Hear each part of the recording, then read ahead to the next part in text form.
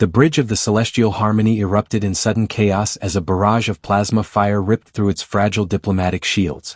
Lisa slammed her hands against the navigation console, her knuckles turning pale as the ship lurched violently to starboard. Warning sirens screamed through the bridge while crimson emergency lights washed everything in a terrifying red glow. "They fired on us?" Lisa whispered in disbelief. "The Crethans actually fired first." At the tactical station, Lewis stood rigid, his jaw clenched so tightly it looked ready to shatter. His hands moved swiftly across the glowing holographic interface, rerouting every ounce of auxiliary power to the dying shields. Behind them, Ambassador Chen lay motionless on the floor, struck down by the very first volley that shattered the forward viewports before emergency seals slammed into place. A cold mechanical voice echoed from the weapons console. "Target lock confirmed. Crethan flagship Jackarath, bearing 270 Mark 15. The truth hit hard. After 3 months of fragile negotiations in the neutral Sigma Quadrant, after humanity bent over backward to accommodate Crethan territorial demands, after Lisa and Lewis personally delivered the final peace offer, the Crethan supremacy had chosen violence. "They killed Shin," Lewis said quietly. His voice carried a frozen edge that made Lisa turn toward him. "They murdered him while he was offering them mining rights to the Kepler belt." "Lewis, we have to jump to FTL," Lisa urged as her fingers flew across the controls. "We're outnumbered 50-1. "No." The single word struck the air like a verdict. Lisa rushed over to him. "I know you're angry, but—" "I'm not angry," Lewis interrupted. When he looked at her, his eyes held something far more dangerous than rage. They held certainty. "I'm tired of being the galaxy's punching bag." Lewis tapped his comm unit. "Engineering, this is Lewis. Chief Ramirez, divert all remaining power to the weapons grid." There was a pause. "Sir, we're a diplomatic ship. Our weapons are barely defensive." "Not all of them," Lewis said calmly. "Activate Contingency 7.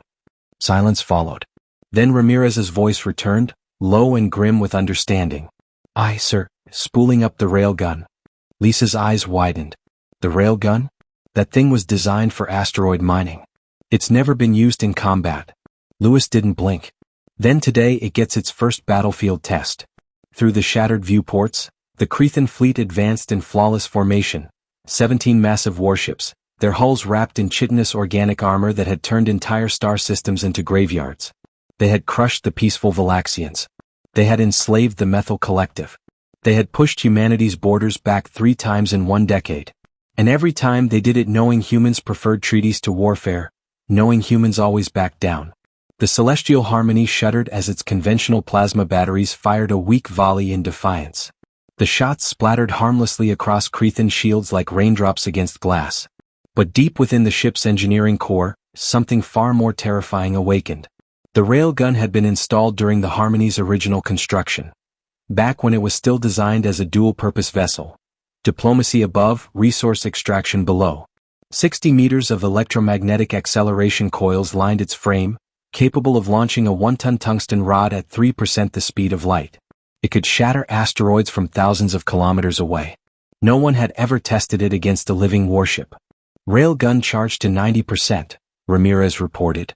"At this level, it'll destroy every capacitor on the ship. We'll be dead in space afterward." Lewis nodded slowly. "Then we make it count." He turned to Lisa and she saw the apology behind his resolve. Someone has to show them that humans have limits. Lisa wanted to argue. She wanted to remind him about regulations, treaties, political disaster. But then she looked at Ambassador Chen's body. 40 years of diplomacy, gone in a single strike. She stepped beside Lewis at the weapons console. "Then let's do this together," she said firmly.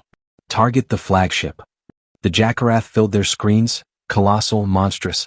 Through open quantum channels, the Crethan commander's laughter echoed across space. The triumphant chitter of a predator that believed its prey was cornered.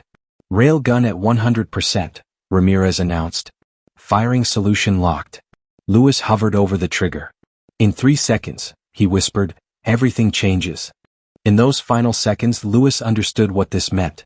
Humanity was crossing a line it could never uncross. The era of quiet retreat was ending. "For Ambassador Chen," he said softly. He pressed the firing control. The Celestial Harmony screamed in protest.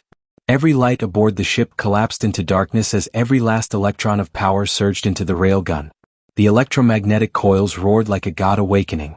A tungsten rod, 2 meters long, dense enough to crush itself, launched into the void at 3% the speed of light.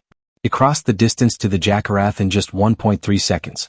What followed would be studied by military leaders for a century. With kinetic force rivaling a nuclear detonation, the tungsten rod slammed into the Cretan flagship's supposedly invincible organic armor. Armor that had shrugged off plasma cannons and antimatter missiles simply ceased to exist. The rod tore through the hull, through 16 internal decks, through the engineering core, and out the other side.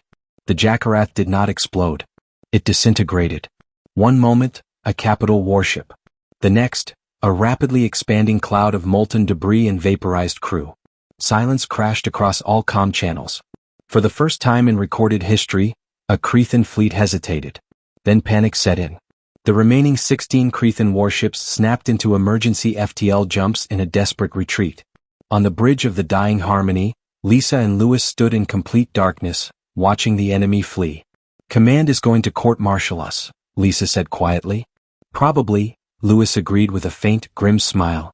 "But they'll think twice before firing on humans again." Across 1,000 worlds, across millions of ships, the message spread faster than any broadcast signal. Humanity had limits.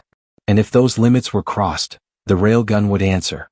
The celestial Harmony drifted powerless in space, victorious, broken but no longer invisible.